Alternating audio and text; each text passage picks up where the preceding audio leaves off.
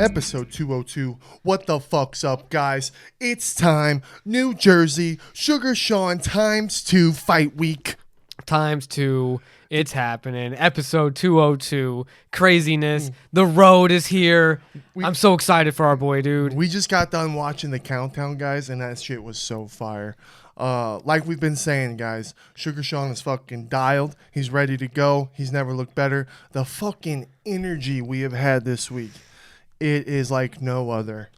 It's been really nice. The Jobin Army's going to be in Newark, New Jersey. You better believe it. Prudential Center better watch out because we're coming. Yeah. All you New Jerseyans better watch out. Oh, yeah. Because I'm here. We're stepping into enemy territory, guys. But guess what? We're bringing the Sugar Sean O'Malley Army. Mm-hmm. We're going to make it massive. We're making it huge. We're going out Wednesday night. We'll get there Thursday for the press conference weigh-ins. It's always insane how fast like the last couple weeks of each fight camp go. Mm-hmm. Before we're going, okay, it's like 2 months out, then bam, here. Just a testament to all the fighters, including Merab too. You know, like Sean, Merab, all these guys on the fight card. They've been training and pouring it on, dude, and it's gonna show on fight night. Yep. Because a lot of work's been put in, man. It does fly by. I just can't wait. I cannot wait, guys. After watching the countdown, you just get chills. You get so excited. They do such a good job. Sean has so much to prove. All the haters think that it's going to be the exact same fight, but I think it's going to be completely different, and he's going to shock the world again and become ×2. Mm-hmm. I think the game plan's there, dude. Yep. We'll get there. We're going to get into the fights here in a little bit, guys. We wanted to talk about. We got some other shit to talk about until yesterday. We did. Oh yeah. Let's shout out Jase real quick. Oh, yeah, because I'm sorry. I had these cards in my hands, Jobins, because one of the greatest Jobins ever, too, Jase. Mm-hmm. Shout out Jase the Ace. Shout out our boy, because Jase is with Sicko Sports Cards, and they have this really cool logo. Thanks for the sticker, too, bro. I'm going to put it on my laptop probably. But Sicko Sports Cards, and he does all the trading cards and everything, and he got me probably the coolest card I've ever gotten, Jobins. It's a National League graded, I believe, 9.5 gem mint Devin Booker card. I'm a big Devin Booker fan. You know, I'm a Suns guy. We didn't have a basketball team in St. Louis, so being here, he's my dude. Turned into the schmo there for a second. I know, dude. I didn't realize I was doing that. I was just really excited. Thank you, Jase, dude, for the Devin Booker under your affiliation of Sicko Sports Cards. Yeah, we got to get you on, Jase. You're a fucking legend. Guys, he sent a big package to Christian. He's got stuff for everybody. Christian's going to get them all out to the gym after fight week. He sent stuff for Warlike, Sono, Tim, Sean, Tommy, us. Sends us a whole bunch of fucking cards. He knows we love collecting them. Jase met us in Boston, and him and his buddy actually came up with the idea in Boston to come up with Sicko Sports Cards. Mm-hmm. So they're booming. They're doing such a great job. We're so proud of you guys. Keep fucking rocking. We can't thank you enough for the stuff.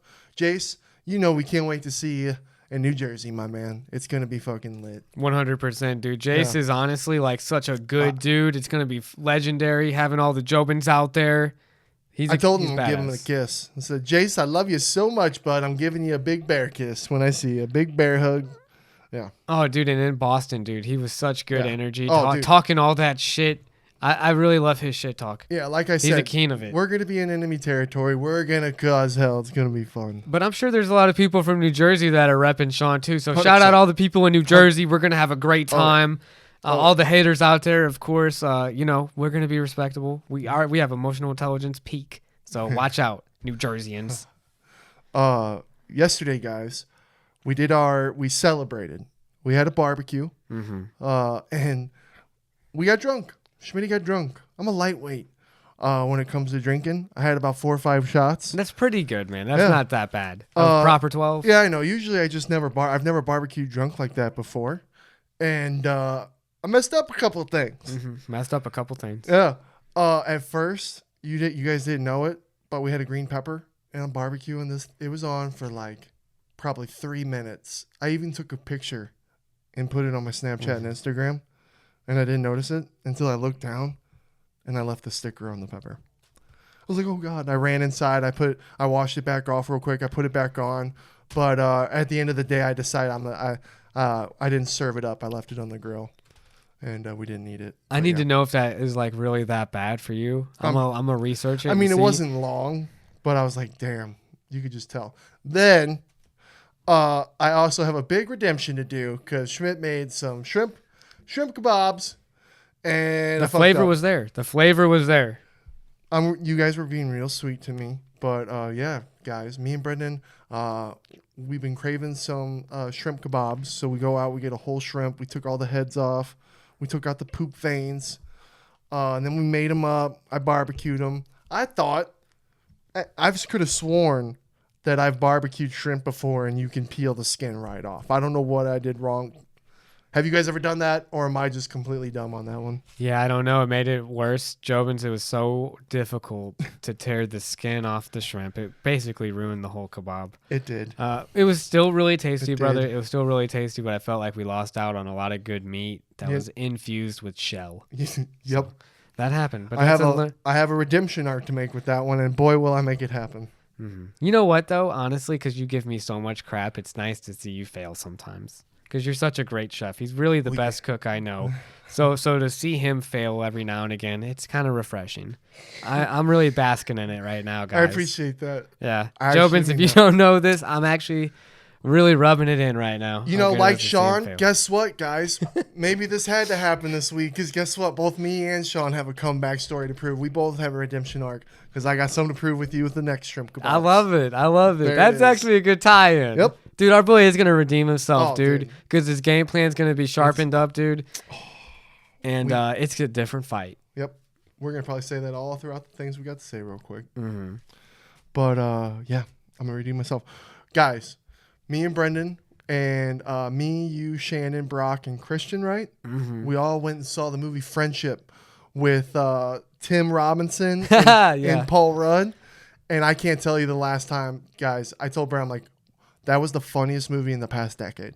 Dude, and honestly, like, at first, I was arguing a lot with Christian JOBINS about, like, its classic status that I'm actually giving it right now. Because I was like, oh, Dumb and Dumber is better. But the more that me and him talked about it, it's different styles of comedy, but they're both so quotable. And, like, in a way, like, if you it's rewatchable to where it's, like, every time you're going to laugh. So because of that, I had to give it above a 9 because it's in that classic status to me. That's on the same level as Dumb and Dumber, even though they're different comedies for sure. I like that. Yeah, because I would say, dude, Dumb and Dumber is like one of the all-time classic comedies ever to exist. Mm-hmm. It's in the Hall of Fame, you know? Mm-hmm. So it is different. I agree with that. Just like Superbad's different comedy, but still on that level. There's a few comedies that are like, dude, guys, they're so rewatchable that it's on there. I've never laughed so hard in a movie in so long. I laughed so hard. I cried. My face hurt. It was an hour and a half movie. I got to rewatch the last 20 minutes because I crashed. Mm-hmm. I had an emotional dump from my face hurt. I was laughing so hard. And after so long of doing that, it was almost like, you know, when you get a tattoo for so long, your endorphins wear out, you start feeling the pain. I crashed from laughing so hard. Mm-hmm. That was Friendship. And I loved, it was literally like the weirdness to it. Because Tim Robinson is so good at being Tim Robinson. And then there was this, like, me and Christian, there's like I don't want to spoil anything, but like there's a brain theory that because it's an A24 film. Mm-hmm. So, you know, it just kind of leaves you thinking, like, what kind of caused these actions? And, yeah, definitely want to see it again. I gave it a 9.2. Everyone was shocked. Mm-hmm. All you guys were like, holy shit, Schmidt gave it that. I'm like, dude, it was that good. Honestly, I'm going to give it a 9.4. Damn. Because I really do. It's not quite as high as like Napoleon Dynamite, but it's on that same level to me. Those two movies are like a one-of-one uniqueness on like the vision that they have. The writer and director I thought was Tim Robinson because of how perfect he is for the role. But it was this other guy, Andrew DeYoung, who's the writer and director. So I was like shocked. I was like, wow. He like cast the perfect person to like represent his vision. And then like just like John Hader was the perfect person to represent the Napoleon Dynamite vision. To me, those movies are on a similar too. That's just another classic comedy to me. That's quotable and like still rewatchable to this day, 20 plus years later. So that's how good Friendship is. I got to give it a 9.4 because I'd probably give the other one a 9.6. You know, so it's like it's a little lower to me because of the nostalgia factor, maybe. So a little bias, but it's a 9.4 for sure. That's fire. Yeah.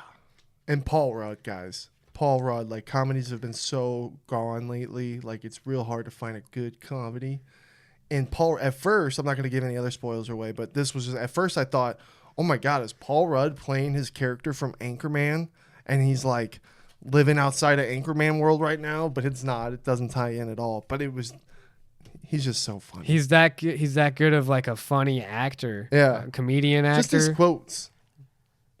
His little quirks, his little gotta charge my double A's, just stuff like that. It's funny that you bring up his role in Anchorman as like reminding you of that, because that's So much. another movie I'd throw in that classic list. Yeah. Oh, dude. So Friendship was Guys, definitely a standout film of the year. If you haven't seen it yet, you haven't even seen the trailer, don't watch the trailer, just go see it. You'll laugh your ass off. Then we also went and saw Bring Her Back. Yes. Yeah. That was a good one. I liked it for the most part. I gave it, okay, so you told me a whole bunch of cool stuff again. About the directors. What was it? Guys, I didn't know this. Jobins, if you don't know, Bring Her Back, it's made by the same guys that are also their twin brothers, Danny and Michael Philippou from South Australia. And they started, believe this or not, on YouTube under the moniker Raka Raka. And they did horror comedy videos, like God, short. that sounded like something from like Army of Darkness. Yeah, like short horror comedy they would do. And they amassed over 6.8 million subscribers and had more than 1 billion views on YouTube. See, that's sick. And they broke out with the Talk to Me movie that we liked. I liked Talk to from Me. 2022. That was one of the most unique horror films in a long time, I thought. It was pretty good. And then they come out with this movie now. Which, okay, so this is what I liked about the movie. If you guys like horror films, go watch it. I just was upset with the story ending. I was disappointed with the ending of the story and everything. Why I liked it? I liked the setting. They did good with the cinematography and the shots. The story was mid. I'll say 50-50 with the story. It could have been better at the end and everything with a couple characters. I didn't like the Stranger Things per kid. I'm not a big fan of that one. But it had scenes that I had to look away. The whole biting on the knife with the teeth, that was the most grittiest. The way it sounded, right? Boom, it's loud. That crumbled me. It's weird because you bring up that scene where it's like with the knife and everything, and like there's scenes where you have to like turn away from them. And although that's like the shocking, like they staying true to their roots kind of aspect, it also detracted from my rating for the film because it's probably not something I'm going to go seek out and watch again. Because replayability for me, Jobins, is like a big aspect when I'm factoring like how to rate these movies. So that lowered the score a little bit for me on my own bias of just like, hey, I don't want to see that again. Kind of, I one is enough, and it's not. It's to say like that one time was pretty shocking though. Yeah. So if that's something you're like you want to be shocked, I would definitely recommend that then because it shocked me for sure. Yeah. That was another thing I liked was it made me like a character and then I was shocked. Which that's why I put it with the movie Hereditary that I know you haven't seen yet, but I'd put it around with there because that was a movie that like kind of gave me like that oh shit, like wow, yeah, nobody's safe kind of thing. Yeah. So I'd give it a 6.2, and I really respect the directors because at the end of the day, dude, if we're from YouTube, we're making a movie like that, I'd be so proud. I'd be proud of that. I honestly, dude, I gotta go with you on this. I feel like you're right. I think it's a 6.2. Yeah. Because it's just not quite as good as like Talk to Me from 2022 was. Yeah. I think they can make a better movie too. And the actors, I like the brother, the main brother, and then I liked the blind Asian actress. Yeah, the performances were good. And dude, I know you didn't like the character that reminds you of 11 from Stranger Things, but that character did the best with what they were working with. Man, come on, give that kid a break. Yeah, it was just that whole part of the story. And they're in the most shocking scenes too, you know? I know. So the Nelk Boys came through the gym. That's pretty legendary. Yeah. And there's a video out. I know you said you didn't get to watch it yet, but you should, because it was cool watching them go through a workout with Tim and Sean. Mm-hmm. Yeah, and Steiny didn't do it. Steiny just sat on the couch. Jimmy Gambles was working his ass off. Kyle was working his ass off, and it was cool. We were motivating, you know what I mean? And it was fun. Sean was going hard as hell, you know what I mean? And Tim did a really good job at separating it, because they wanted to come make content, but at the end of the day, it's focusing up because Sean he wants this title more than anything. So Tim was having Sean do his thing while like JJ and some of the other fighters were doing the Nelk Boys. Ezra.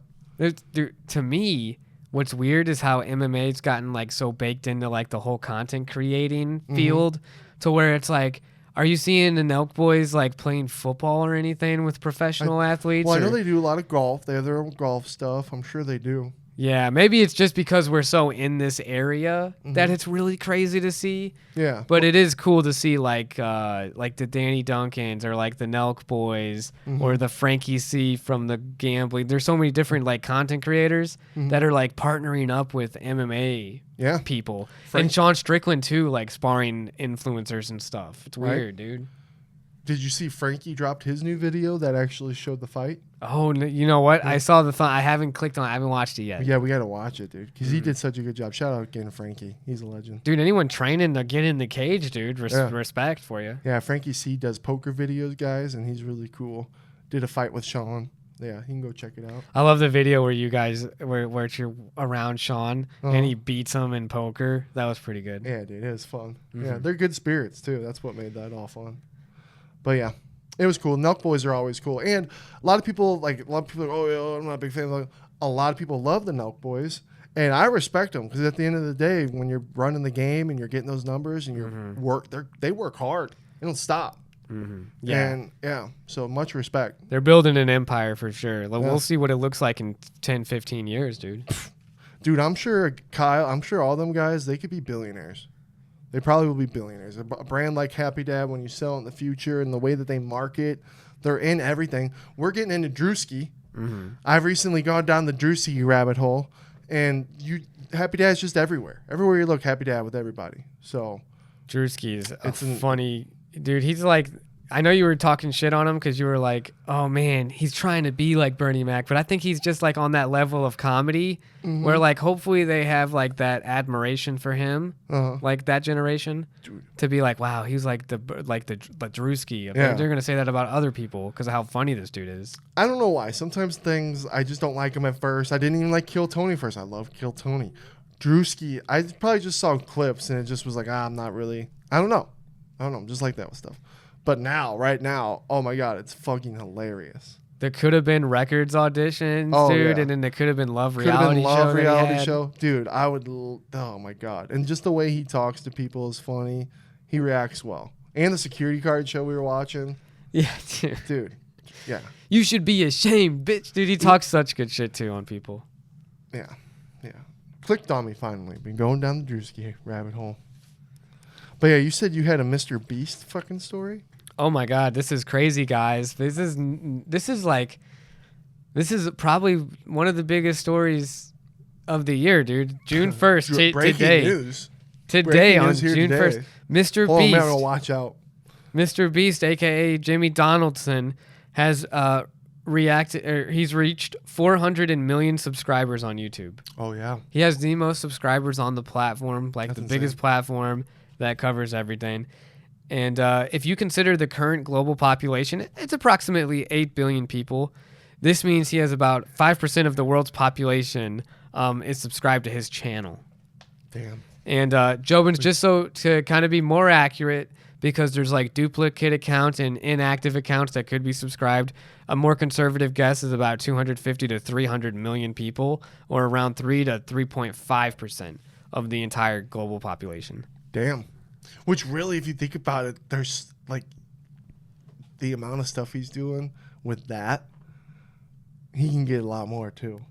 There's only he could definitely get a higher percentage. There's 335 million people in the United States, according to the U.S. Census of 2025. So, like, dude, he's got just as many individual users as many people counted for in the country. Yeah, that's crazy when you think about it like that. But there's so many people in other countries. Yeah, because it's only 3.5%, but it is a lot. He alone has a following of more than countries. I wonder what that diamond's going to look like, or whatever that play button, that diamond. How do you even function as a person, bro, when you know you have that big of a following? Shout out to the JOBINS, man. If there was 3.5% of us as the population of the world, that'd be crazy. I saw that you know how he did the pyramid video? Apparently they're trying to sue him for being able to do that. Who's suing him? That Egypt. Isn't Egypt the one that allowed it to happen? I'll show you the video. I got to show you the video. It seems like the Egyptian government would have to answer to that. Yeah, dude, because if I was MrBeast, that's the kind of stuff I'd like to do. I'd like to travel all around the world and go check out all that stuff. His influence on the world is crazy. And then, like, we eat his candy all the time, too. I love his peanut butter chocolate. They're better than the Reese's, guys. It's ridiculous. They really are. They really are. But, yeah. A lot of people, yep. MrBeast. The circle stuff was crazy, too, because with that movie we just watched with Bring Her Back, there's all the circles stuff and all this devil stuff. Well, if you type in on YouTube, red circle, MrBeast, you'll see a lot of thumbnails with red circles. Did you want to hear a really crazy theory? What? That you brought up to me? What? Is, guys, guess what comes out on June 6th? Do you know? Lil Wayne. Oh, yeah, Carter 6. The Carter 6. I can't wait. The Carter 6 on June 6th. June is the 6th month. 6th day for the 6th album. 666, and he came out with the Carter 5 back in 2018. So you're telling me that Lil Wayne's just been sitting on it on purpose until this date to release it. And then what else do you want to hear? Kendrick Lamar in his last album had even said, I guess Lil Wayne, I had to upset Lil Wayne or something. Remember when he says that about Lil Wayne, like his hero not being his hero anymore or something? I guess I had to let Lil Wayne down. And he says that in the song. And it's like, bro, Lil Wayne is an industry. He said that Drake let Lil Wayne down. You should maybe listen to his lyrics again, dude. June 6th and now the 6th album. The Carter 6. Who told you that one? Because you said that I said that one. I didn't even know that. I didn't tell you that one. Oh, no. You were just telling me about the album coming out on that time. Okay. And then I did the numbers there, and I was like, wait a second. Damn, you got a point. Don't ruin it for me. 666. I can't wait for the Carter 6. It's going to be lit. It's going to be lit. Yeah, and then... how many letters are in the name Carter? 6. Stop it. Okay, that's enough of that. That's a little crazy. Oh, yeah, you're turning 30, too, on this after next week. Oh, my God. 30. Yeah, I'm trying to just use all these conspiracies to forget that I'm turning 30 the week after. Yeah. That's crazy, man. 30 years on this planet, guys. You're leaving your 20s. It's a big deal. Yeah? Oh, man. How does it make you feel? Feeling good. Just leveling up, just... I feel like, man, there's like how much wisdom I've gotten over 30 years is crazy. Yeah. And then like the next 30 years, I'll probably be like just straight sage mode with how much I'll double up learning.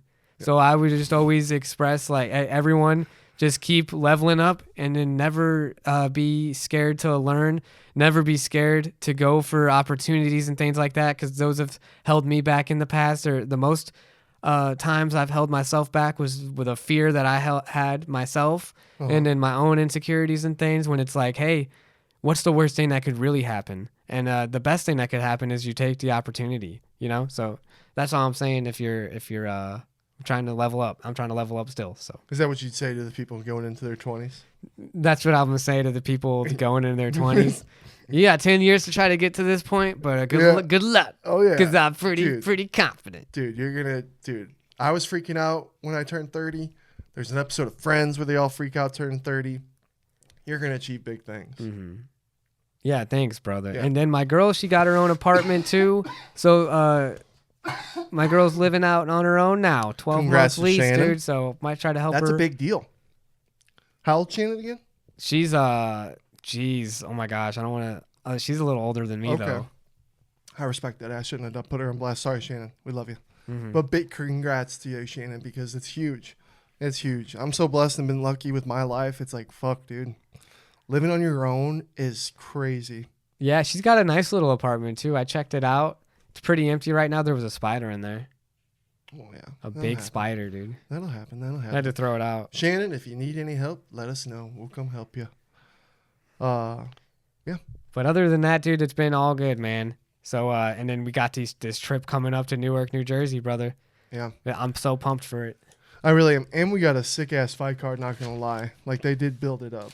There was a lot of mix-ups here the last couple of days, so hopefully it stays together this whole week. And did you see the UFC debut patch that's going to happen? No. No, you haven't seen that? Mm-mm. Now fighters who are making their UFC debut will get a cool-looking debut patch. It'll say debut. I thought that was pretty sick. Man, just to be able to fight in the UFC is such an accomplishment. So it's cool that they get honored with like a special pair of trunks. Yeah, it says debut. Yeah, then you know. Mm-hmm. Which there are a few debuts that night. Oh, yeah, dude, some big ones. Oh, yeah. Let's start it off with the first fight. I know, man. If it is the first fight, like we said, JOBINS, there's been so many developments, so many changes. And last night, Maycee Barber having to pull out from having a seizure.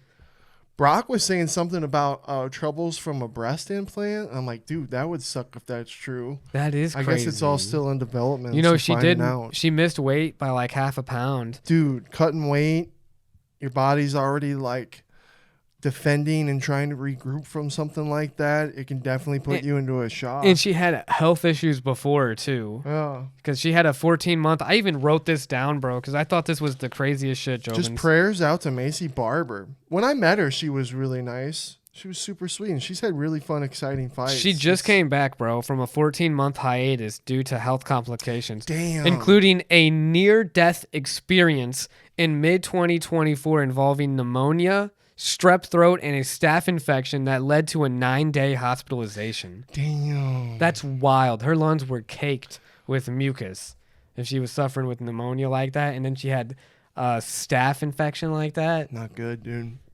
Damn, prayers huge out to Maycee Barber. And then Aaron Blanchfield put her on blast afterwards and said that she was unprofessional because of the missing weight, too, on top of that. Dude, fighters, the thing about the soul about a fighter is that when it's time for their calling and it's time to go to battle, they want to go to that no matter what. And to pull out is the last thing they want to do. They're literally warriors. So it's like, and in it, you know, obviously there's times where when the pullout has to happen, it has to happen. But if you're trying to make it work, I get it. Damn.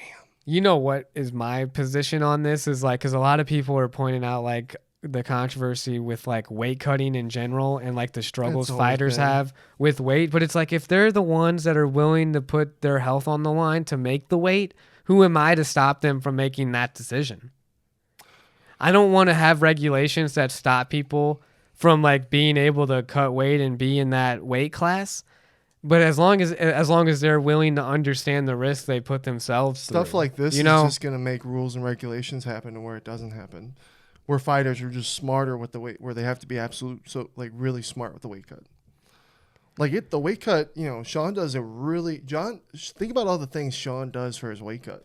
Mm-hmm. Like there's so many things that he takes account of, preps for, timing. Cutting weight is a preparation that he goes through to have it successful. So are you saying then that you are kind of on Aaron Blanchfield's side of the unprofessionalism of having these health issues if you should be prepping properly to cut the weight? I get how she's fucking pissed the fuck off. I can see that, but and she's probably just, that might be something she regrets saying later, because you know when it comes to no fighter is going to talk, like if it's something serious is what Maycee Barber went through, and who knows, I got to do, it's just coming out before we started the pod, what it exactly is going on. Mm-hmm. But if it's something super serious like that, like no fighter would wish will or ill about them or talk shit. So yeah, it's just, who's in Maycee's corner too. You know, it's like a 14-month hiatus already with some crazy stuff like that. They want to make money. They want to fight. They want to get in there. Maybe she thought everything was going right, and maybe something triggered something. We don't know. Yeah, 6 minutes before the fight, she has a seizure in the locker room. Yeah, that would be terrifying. Yeah. Yeah, prayers to Maycee. Prayers out to Maycee Barber. That shit was crazy. And then apparently John Jones was saying that him and Tom are both in the talks with the UFC, and they're just waiting because they legally can't say anything yet. So that's exciting if it's true. That might be if I'm John Jones, that's probably the last fight I try to have. Right. That's a tough one. Tom Aspinall is a G. I talk a lot of smack and say John Jones can beat anybody, but Tom is really good. It's okay. You're allowed your opinion. But, dude, are you ready? It's New Jersey, dude. Oh, yeah. We've never been there. It feels like Boston, guys. Like, Boston felt like a movie. The energy going into Boston just felt so immaculate. That's exactly how all this feels. Seeing the confidence pouring from Sean and Tim, knowing they've done everything that they can, this is gonna be awesome. It's always cool going to a new Coliseum. I like calling them Coliseums, honestly, dude. These places where warriors meet. Yep. This is the Prudential Center, bro. Yeah. Newark, New Jersey for the first time. Yeah, this is where wait. the New Jersey Nets play. You know what I'm saying? This is a mecca of sports. Let's go. The way you look right now, you need to be a broadcaster. You kind of remind me of Jason Bateman from Dodgeball when he was sitting to the side. That's cool with me, dude. I like I Jason know. Bateman. You kind of remind me of him. But yeah, I just can't wait to see everybody. Can't wait to see how the fight week goes and see Sean do his thing. Yeah, like we've said, what Sean, watching the countdown, it's like, okay, we all know what game plan Merab's coming in with. We would be dumb to think Merab's going to change anything up. No. Merab has one of the best game plans you can have in the fight game. It's frustrating. He makes you fight his fight. He doesn't let you get comfortable. He's able to take you down. His cardio keeps going. There's no reason to change that when it was successful against someone so elite in the game like Sean O'Malley. So to say he would have a different game plan and all that, I don't believe that like Sean does. It'll be the same thing.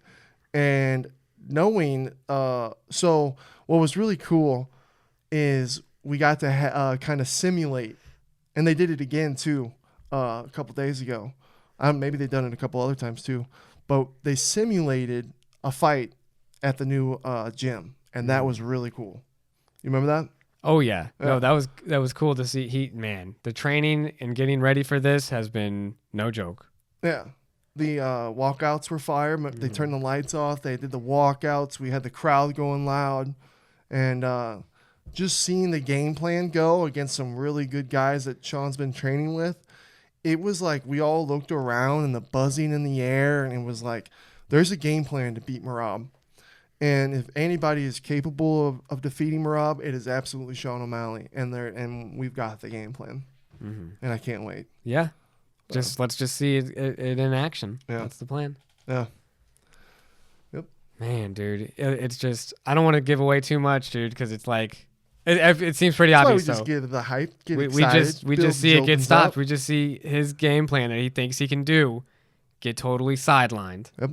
That's the plan. Can't wait to I'm gonna bring my Irish flag. Can't wait to wave that around the city with all the guys, with all the JOBINS. Oh, it's gonna be great. Can't wait to try New Jersey pizza.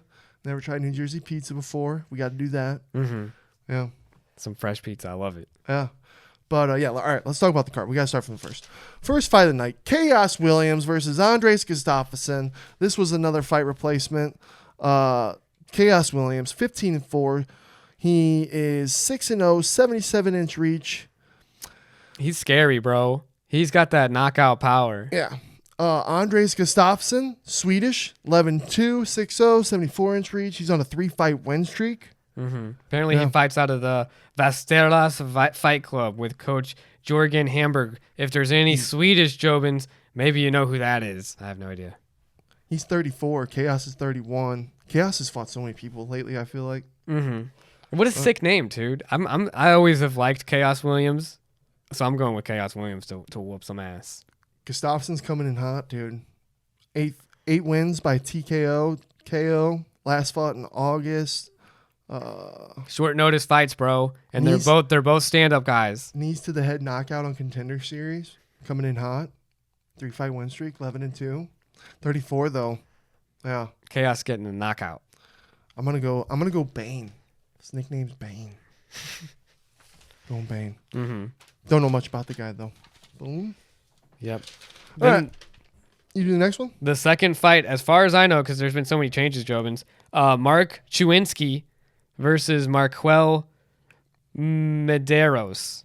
Yeah, Mark Choinski, UFC debut. I'm going with this guy, man. Debut. He's 29 years old. He's 8-0. I was looking at his record. He loves arm bars, loves rear naked chokes. This guy's coming in to grapple. Marquel Medeiros. Yeah, this fight was added 1 week notice. So yeah, Marquel was supposed to fight this yesterday, but then he got That's crazy. Yeah, he got sick, so then they moved it to this.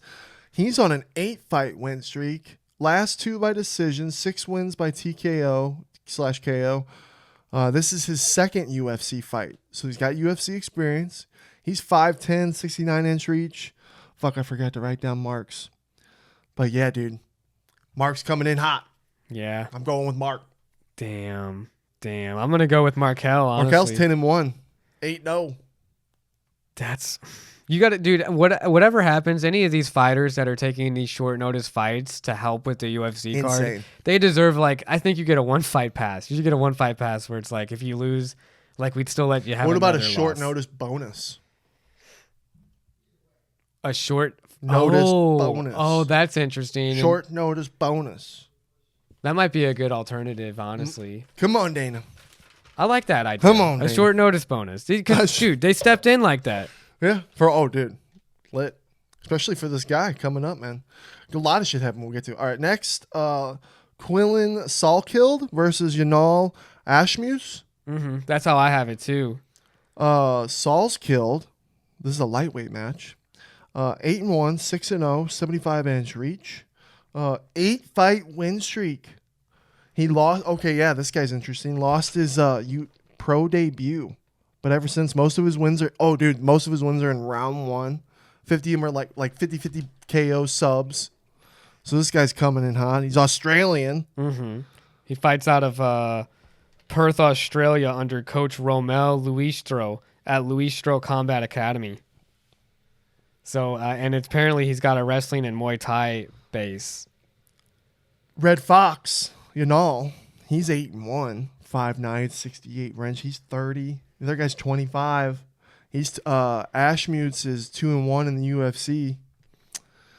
Yeah, and he's repping Israel too, dude. It's kind of cool. I don't hear too many Israeli fighters. So we'll see what Yanal's got. Card, I'm pretty sure. I'm going Salkilld. I'm gonna go with Yanal. I'm gonna go Salkilld. 2-1 in the UFC. He's got. I'm gonna go knockout. Next, this guy I wrote down a lot of shit about just because it's kind of crazy. It's crazy when you get old guys like this, guys. I always fuck up his first name. I'm so sorry. Azamat. Mm-hmm, perfect. Azamat Murzakanov. Mm-hmm. Dude, he's fucking what? He's 36 years old. This is the light heavyweights. 36-year-old dude. He's 14-0, 5'10", 71-inch reach. A lot of his, you know how many fights this dude's had canceled that could have been big fights? It's kind of damn. And a lot of them have been because of him with sickness and injuries. Really? Dude, he had canceled fights with Johnny Walker, Nikita Krylov, Khalil Roundtree Jr., Volkan Ozdemir. Wow, that's a lot of big name fighters too. Especially when you're an old guy like that. It's damn, that must have been frustrating to stay motivated, kind of you're getting older. But then, dude, every time he fights, he's beating the fuck out of people. He's finishing people. Mm-hmm. He's he lost his, or no, hold on, fuck that, put up. Boom, I just had my last name. Where's he at? Boom. There he is. 14-0, dude. 5-0 in the UFC against Brenson Ribeiro. He's 28, young gun, 17-7, tall as fuck, 6'3", 81-inch reach. Big dude. He's on a 2-fight win streak. He's 2-2 in the UFC. Won the Contender Series. He's got 9 wins by TKO, 7 wins by sub. So it's a young gun like this with this kind of resume. This could be another tough fight for this dude at that age. 36 though. I mean, one of the last things you lose is your power, right? Bro, what if he knocks this fool out? Sometimes you get in that weird age range where it's oh yeah, you're looking great old, and then boom, all of a sudden it goes. But like I said, every time this dude's fighting, he's beating the shit out of people. So I'm going with him. I like going against you. I'm going to go with Brenson. The age makes me nervous, but I'm excited about that fight to see how he looks at that age. Damn, that's a lot of fights that got canceled on him, dude. Johnny Walker and freaking Khalil Roundtree. Well, Walker withdrew. He withdrew against Krolov. He withdrew against Roundtree, and he withdrew against Ozdemir. So it's like, damn.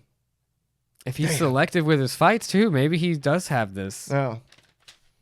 Oh, dude, when he beats, he's fucking dominant. Next, number 9.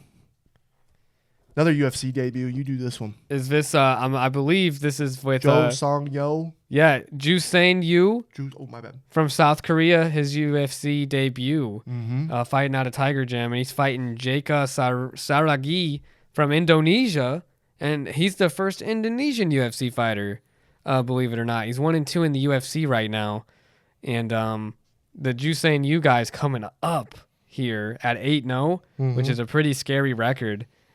But man, I always get burnt when I pick Asian fighters to win. And I'm going to say it again. I think Jaka Saragi from Indonesia is probably going to win. Wow, yeah, I have Yo. Jusain Yu. Yep, I got you. My bad, I keep saying Yo. Yeah, I'm going with you. I think Jaka's had trouble with ground. I was looking at some stuff. He's had problems with grounds from other opponents. But even though Yu's got 3 TKOs and only 1 sub. Last fight he won was by TKO, 8-fight win streak. UFC debut. You always say don't go with the South Korea guys. I'm sticking with it, and I'm going with the South Korea guys. Let's go, you. We'll see. Yeah. All right, next. Sergey Spivak versus Waldo Curtis Acosta. Waldo Cortez Acosta from the Dominican Republic, dude. Yep. He looks pretty scary, dude. Salsa boy. He's big. Yeah, dude. 4-fight win streak. Contender series from 2020. 7 fights from 2022. That's like 3 a year on average. He's got wins over Chase Sherman, Andrei Arlovsky, Ryan Spann. Never been submitted. So, and, Sergey's got a lot of ground. He's really good at the ground and pound. Dude, Sergey's got some good fights, man. He's beaten Tai Tuivasa and Derek Lewis. This is Sergey's 14th UFC fight. That's a lot of he's got a lot of experience, right? Yeah. But, dude, this guy coming in, he's just fought 6'4", 78. These are both big boys. 6'4", 78-inch reach, 13-1, 6-1 in the UFC. I'm going Salsa boy. Sergey, if you could get this on the fucking ground and do your thing, I think that can happen, but I think it's going to be tough. It's cool, too. I'm also a little biased for Waldo just because he trains at Ultimate Combat Training Center in Phoenix, Arizona under Coach Javier Torres. So he's more local, too. This is the kind of guy, Sergey's the kind of guy, too, to fucking shut down a guy like this. He's got 7 wins by TKO, KO, 8 wins by sub, only 2. He's number 10. This is a big fight for the heavyweights. This could be an up-and-comer. Or Sergey shuts that shit the fuck down. Waldo Cortez Acosta's had time to study Sergey Spivak's game tape. Like, where's Waldo? He's been able to see his flaws in his game to the guys he's lost to. I think Waldo's gonna expose him further in the areas that he needs to develop. I think Sergey's gonna go out. I like Sergey. He's a warrior. Lost his last fight to Jolton Almeida. Tough fight. I'm feeling like a first round TKO. It's gonna be that. Yeah, that's gonna be a violent fight. I got Salsa boy. Yeah, I think it's gonna be a round 1. Next, the girls. Yeah, 7th fight is Ariane Da Silva versus Wayne Kahn. And I kept going back a little forth with this one. Yeah, because let's see, she has 6 wins and 7 losses. Ariane Da Silva in the UFC. Since her debut in January 2019. That's pretty crazy to have more losses than wins like that. She's had some tough fights. Yeah. And Wayne Kahn's 3-1 in the UFC, so she's a little newer and has less experience. Yeah. And I didn't know this. Wayne Kahn is she's got that kickboxer history. She beat Valentina Shevchenko in 2015 to claim the Kunlun Fight Women's lightweight championship. Well, that's pretty sick. That's pretty crazy. Yeah, 2015, it was just kickboxing, so it's not full MMA, so it's still different, but quite an achievement on a high-class fighter. Yeah, this could be a coin flip, dude. She could do it. She just won in February by decision. Bruno Brazil. And yeah, like you were saying, Irene's fought everybody, dude. 4th UFC type fight. Yeah, she's got wins, or she's lost, or hold on, UFC debut women's. I think she's. Oh yeah, she's got wins over Jasmine. I can't say her last name. JJ. I'm fucking this up right now. I wrote it so small. JJ Aldrich and Casey O'Neill. So those are good wins. Mm-hmm. 60 KOs, 4 subs, 7 decisions. Yeah, dude, this is tough. I think Queen of Violence versus the Joker. The Queen of Violence, dude. You're picking the Queen of Violence, dude. That experience is really gonna. Then show it's a good fight dude. for Miss Wang, the Joker. Coin flip. All right, I'll go Queen of Violence. All right, flyweights prelim main event. We got Bruno Silva versus Joshua Van, number 15 versus number 13. Mm-hmm. I'm going with Joshua Van on them. 13-2, 6-1 in the UFC. He's 5'5", 65-inch reach. Little guy's 3-fight win streak. Little guy. Shout out to Short Kings. 8th UFC fight. Yeah. This guy also had a lot of canceled fights too in his little short career. But the Fearless, 6 wins by TKO/KO, 2 subs, 5 decisions. Boom. Bruno Silva, 14-6-1, 5'4", 6'6" reach, 66-inch reach. His 9th UFC fight, 4-3-1 in UFC. Last lost to Manel Cape by TKO in 2024. He's got 6 wins by TKO, 4 subs, 4 decision. Oh, these guys were supposed to fight in March. Silva withdrew. Bruno Silva withdrew. That's right, in March. It's coming up now. His loss snapped his 4-fight win streak, so this is a big fight. He probably won't. Dude, this could be a really good fight for the main event prelims. Damn, it's tough, dude. I don't really know much about this Joshua Van guy from Myanmar. Dude, 6-1, 3-fight win streak coming in hot, dude. Yeah. I'm going with him. I'm going to go with Bruno Da Silva because he fights out of Fight Ready MMA in Phoenix, Arizona. Those are good prelims. Those are stacked prelims. Those are exciting. A lot of new guys that are exciting that could be good. There's a lot of AZ-based fighters, dude. That's what was kind of blowing my mind, too, honestly, when I was researching these fighters. I would love for Sean to headline an event in Arizona as a champion. It would be crazy, dude. It'd be easy to fill the card with Arizona fighters, 100%. It'd be so sick. And, dude, now the main event, which the main event is sick as fuck. Opening up, Mario Batista. Our boy Mario, man. Versus Patchy Mix. This is insane. Yeah, dude. First off, he was supposed to fight Cheeto, which I was so excited for Mario to get the guy that ranked, get that spot, get that opportunity. Mm-hmm. I believe he could beat Cheeto. You know what I mean? I still believe he could beat Patchy Mix. This is short notice. You got to, you're having your there's a lot of emotion with UFC debut. Mario is very experienced. This is already, which is crazy, his 12th UFC fight. He's on a 7-fight win streak, coming off the Aldo win that a lot of people were upset about. But hey, guess what? Mario, I think, could get this win because I feel like he's the smarter fighter IQ. Because he just has a high fight IQ that kind of pissed people off. Yeah, a lot of people were booing. He was running away or whatever. It's like he was just getting by. Mm-hmm. He was doing what needed to be done. I feel like that can be done here again with Patchy Mix. I think this is going to be his toughest fight, dude. Patchy Mix is no joke, dude. Bellator champion, dude. The only reason he's not Bellator champion is coming to the UFC, it seems like. And then he's also, I didn't know he was engaged to Tatiana Suarez. This guy's married to the game, bro. Yeah, no love. We got our second no love. MMA, all it is. We got our second no love. Cody no love. Garbrandt, and we got Patchy no love Mix, baby. Oh, wow. That's his nickname? Yeah. And he's over in Bellator beating professional and former UFC fighters. Yeah. Yeah, dude. Dude, but Mario Batista's good, man. Mario, you got to stop the takedowns. Here we go. 13 wins by sub, man. He's only lost his decision. This is the perfect game plan again for Mario. Wow. Bantamweight division's so crazy, bro. Yeah. To think about. And now we got Mario Batista about to fight Patchy Mix. Dude. That's crazy because, that just shows you how much of a gangster Mario is. Mm-hmm. Because he was fighting a ranked opponent, losing that opportunity. You're wanting to gain gold. You know what I mean? You don't want to lose your spot. And then to take on an opponent like Patchy Mix, who's doing his thing, dominating another organization. Mm-hmm. So shout out to him. I give that a lot of credit to Mario. Mario's going to prove how good these UFC fighters are. And, sometimes it's good to catch the people like Patchy Mix before they gain that UFC experience. That happens. So that one's really hard. I'm very interested. I can't wait for that fight. Obviously, we're going with our boy Mario. We've met him a few 100. times at the lab. He's one of Sean's and Tim's boys and everybody at the lab. Super, super nice dude. Couldn't be more nicer every time we've talked to him. So let's go, Mario. Yeah, I hope Can't it's wait an for that easy fight. fight, but I feel like he's going to get the decision on him. Bro, I think Patchy's going to try to just be as tough as he can. You know what I think is going to happen is that's going to be a dog fight. And obviously, win or lose, people are going to love Mario because I think they're both going to, I think that's going to be a dog fight. I hope it's good. Same.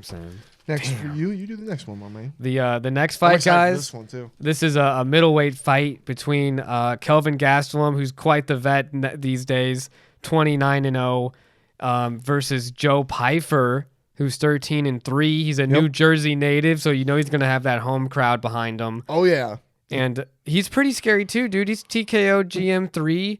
He's had a first round knockout on Marc-Andre Barriault. He's 4-1 in the UFC.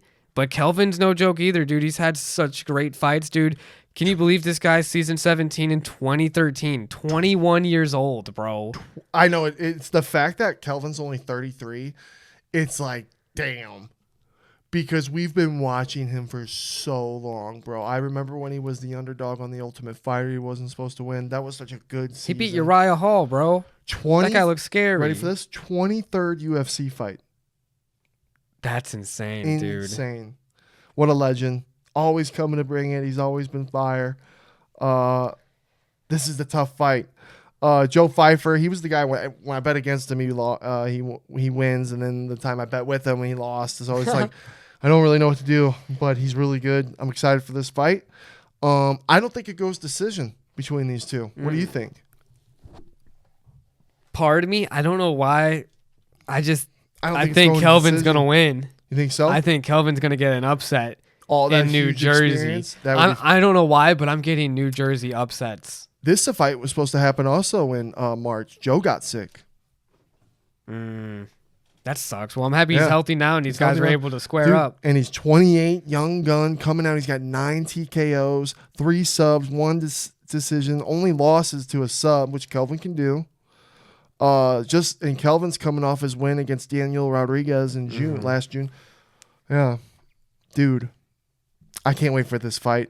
This one's tough for me to pick too. It's a toss up. You know what I mean? I like both guys. I'm gonna go Joe, Brenden. If Joe wins this fight, I feel like that really shows his level of skill, dude. For sure, it's a good fight for him. It's hard to pick against Kelvin because I love him too, man. And then again, if Kelvin wins, it just shows, man. He's still got it. He's still a gangster. Damn. I got Kelvin. We got Kelvin winning. And you know what? A lot of people can talk shit, say whatever they want. I'm excited for Juliana Pena versus Kayla Harrison. She's so all right. Kayla Harrison, 18-1, 2-0 in the UFC, judo Olympic champion, 3-fight win streak, 6 TKOs, 7 subs, 5 decisions. Juliana Pena, what do you got to do? You got to stop her judo from throwing you around and dominating on the ground, right? Because I do believe if Juliana Pena is able to do that, she has the striking capabilities to win the fight. By decision, I think. I think it would be by decision. I think Juliana Pena is going to TKO Kayla Harrison within the 3rd round. I think her durability and her experience fighting. She's been, the first female Ultimate Fighter in 2013. Like, let's give Juliana Pena some flowers. And she had the biggest upset ever against Amanda Nunes. You're right. Kayla Harrison, get ready for an upset. You may have beat Holly Holm and Caitlin Vieira, but now you're actually against Juliana Pena, who to me is like, if I could explain or compare her to anybody, it's like a Tony Ferguson of women, of like peak Tony Ferguson, like scary, can take punches, and is just a warrior. Then I think she finally might get her flowers if she wins this fight. It's her 12th UFC fight, Juliana Pena. Again, like you said, she's fought all the top girls, right? She's been here. She also was submitted by Gerande Rondame. Yeah. So it could be done. I might have Rondame. I probably fucked that up. No, I think you had that right. Yeah. She's been submitted. If Kayla can get her on the ground, if she can judo throw her, you got to remember this, dude. This is when Olympic gold medalists, I would love to know the stats and odds of when Olympic gold medalists get into the UFC and get gold and become a belt. How many are there? Because I just think there's something in that as well, brother. She's coming in, Olympic gold champion. She wants to become a UFC champion. She looks pretty damn strong, too. Yeah, dude. She looks pretty damn scary. Dude, they're both. Yeah, I think this could actually be a really good fight. I'm excited for it. I can't wait. It could be really bad. If you're right and Kayla Harrison dominates her, it's not going to be a good fight then. But then again, I agree with what you're saying. It's just a part of me. I love how Juliana's like, oh, no one likes Kayla Harrison. Everyone's telling me she wants me to lose, or they want her to lose. I'm like, I respect the fighter, Juliana Pena, but I'm just not the biggest fan. Mm-hmm. Kayla Harrison, again, like, oh, man, it is a toss-up here. Because I guess I am a fan of Juliana Pena, too, because she did have the biggest upset. So it is hard for me to say that. Why do I want to see Kayla Harrison win so bad, Brendan? Yeah, I don't know, dude. Maybe it is just because the Olympic gold medal. I want her to get beat. It will show Juliana Pena that there's levels to the game, and you got to fucking really bring it. But I could also, I mean, I could see a total 180 and Kayla Harrison wrecks her shit. Right? And then it's like, whoa. Or what if it's a bank? What if it's a slugfest? What if she cancels out she does cancel out the judo, and then she does hold up with Juliana Pena's striking? Could be nuts. It's more likely, I'm leaning towards it kind of being a one-sided one way or the other. Mm-hmm. It's more hard to see it being a competitive fight. Yeah. I just don't know, dude. It's really, that's it. That's why it's so interesting. I'm excited for it. Probably let us know in the comments, guys, if what the fights you're excited for and who you think's going to win. I'd like to know. Mm-hmm.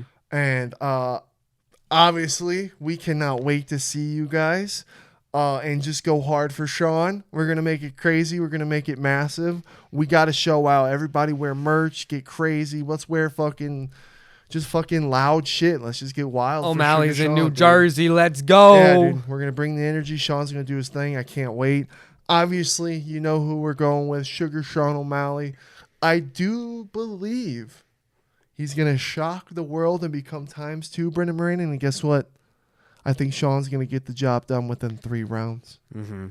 I hope so. I think so. I think if it goes outside of 3 rounds, it's the 4th round. And I'm hoping that he's just able to stuff all the takedowns and get out of those exchanges and like really change the energy output and maybe break him. Right. Because Sean was hurting Merab. Oh, my God. If he got a 5th round finish, it would be absolutely insane, especially against a guy like Merab with the cardio. Mm-hmm. A 5th round finish. It's like, damn, let's go. Oh. I hope you're right, though. I hope it's within the first 3 rounds because we know that the biggest thing that Merab's got going for him is the fatigue. JOBINS. And he's just trying to out-fatigue his opponents, and it ain't going to happen this time. Yeah, Merab's dangerous. Merab's got we all know it. Mm-hmm. We all know it. Mm-hmm. We all know it. There ain't no denying it now, and it's going out to show what we got to prove. Yeah. Merab's a fantastic fighter at making people uncomfortable.